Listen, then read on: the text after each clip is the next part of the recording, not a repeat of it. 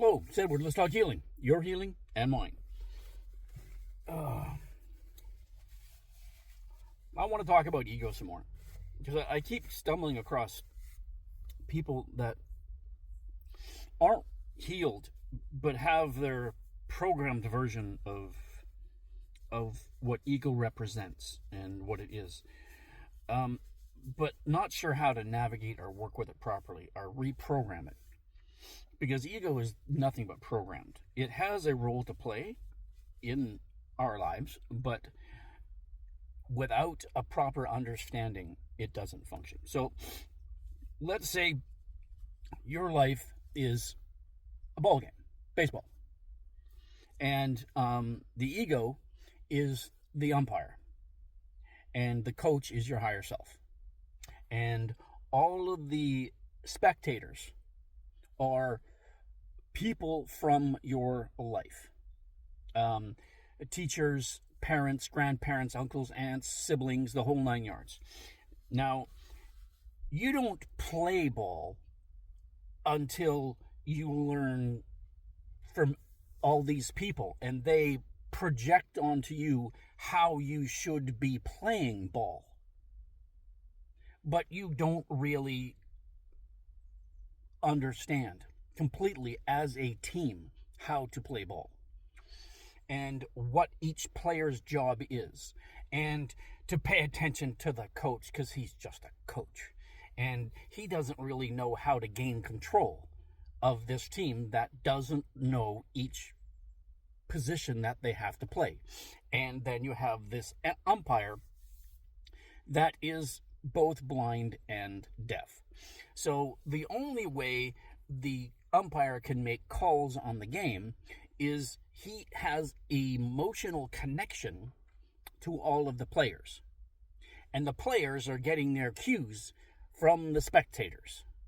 So when we step into healing, we have to recognize that the umpire is just making things difficult.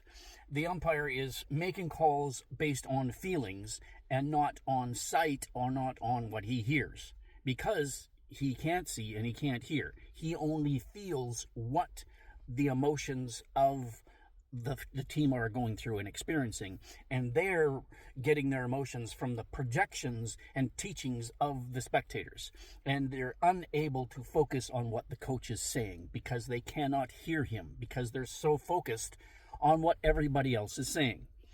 So what has to happen is when you step into a greater sense of consciousness, you recognize the coach says, okay, listen, umpire, you've got to sit down, take a nap, read a book.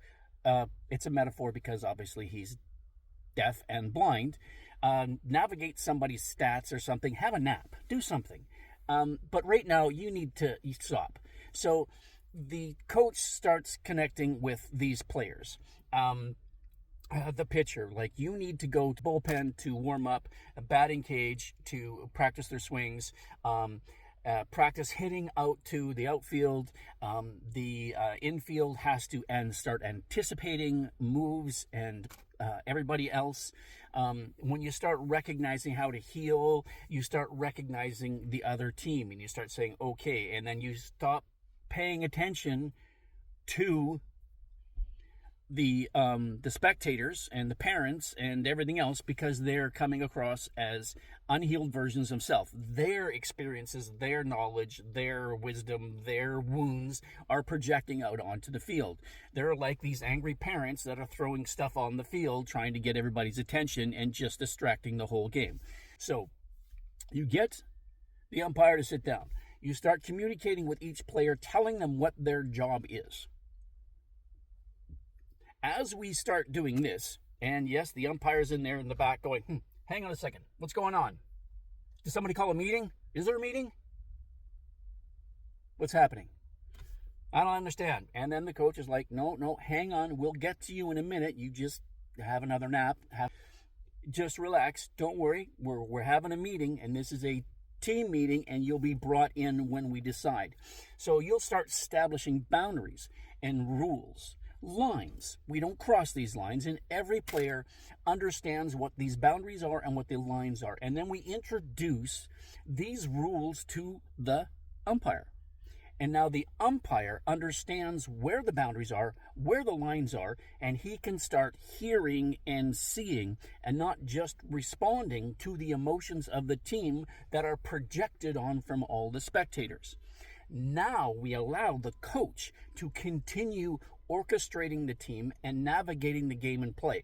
Once we start establishing whose role is what, then we can start playing and start winning games. Okay, so what happens is you have your opposing team come in. Okay, this is a left-hand hitter. This is a right-hand hitter. This person can anticipate a curveball. This person likes a fastball because they can really pop it out of the field. So we start anticipating these things. Our shortstop, the discernment, intuitions, all these people, they can start seeing what's going on. They're paying attention. They're not distracted by the spectators. So, coach, higher self. Umpire, ego. All the players have a place. All the players have a job. All the players focus and communicate properly. Now the umpire can see and can hear as well as feel. And he'll understand when one of these players is emotionally upset or emotionally not functioning. Okay, he understands now. It's like, okay, hang on a sec. We got something going on here. He brings the coach in. He says, hey, coach, I feel this over here. What's going on? Okay, and then the coach comes in and talks to the player, and it's like, okay, well, let's do this. Okay, yeah, we don't need the umpire saying you're out of the game. Okay, we need the umpire to say, hey, we got some emotional shit going on here that's distracting us from playing our game. Let's figure out what it is. The ego does not run the show. The umpire does not run the show. The coach runs the show, and he establishes the boundaries and rules collaboratively with the team. Ding, ding, let's play ball. Okay, so there. In a nutshell, ego. It represents how it works, how to heal it. Okay? So when you heal and everybody knows their position and their job, you can allow ego to come back in, or the umpire, and he will start feeling the emotions. He'll recognize when things are happening, when things are good and when they're not. And then you'll go, oh, hey, that doesn't feel good. Hang on a second, we need to look at that. That's an energy we received from so-and-so. That's an energy or a flag or a trauma that we received from so-and-so. This is a flag. There's a flag. He doesn't project onto the player. He recognizes it, talks to the coach. The coach comes in, talks to the player, works out what has to be worked out, navigate the healing, and allowing the team to progress and to play a game fully ready and capable of doing just that. So there you go, in a nutshell, ego in a metaphor of a baseball game. Okay? Play ball. Let's go. You got this. I can do this. You can do this. Let's keep moving forward. Don't forget, ego does have a role, but it has to be aware of what's happening. Okay? Not being blind, not being deaf, and the only thing it knows is it feels the team players. And you get all those spectators projecting, teaching, trying to put their crap in there, throwing stuff on the field. No.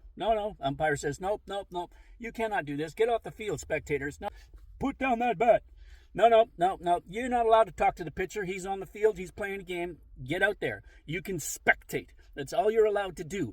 Doesn't matter what you say or do or throw on the thing. You're not distracting these players. They're playing a game. We have boundaries. We have lines. You cannot cross them. This is how you learn how to heal your umpire or your ego, how it works, and then establish everybody's role, okay? The key players, coach, okay? The anticipation of the infield, shortstop, base players, okay? Pitcher, catcher, very important. Communication, okay? They have to have basically a telepathy, intuition, discernment, the infield. They have to know what's going on, okay? And then they can anticipate the outcome and work better together. As long as that umpire is not blind and deaf, he will feel what has to feel. The coach has got control, so nobody projects crap onto the field. There you go. Like I said, game time. Let's play ball. You can do this. I can do this. Let's keep moving forward. Good luck. Truth, unconditional love, and peace. All right, you got this. Bye. Talk soon.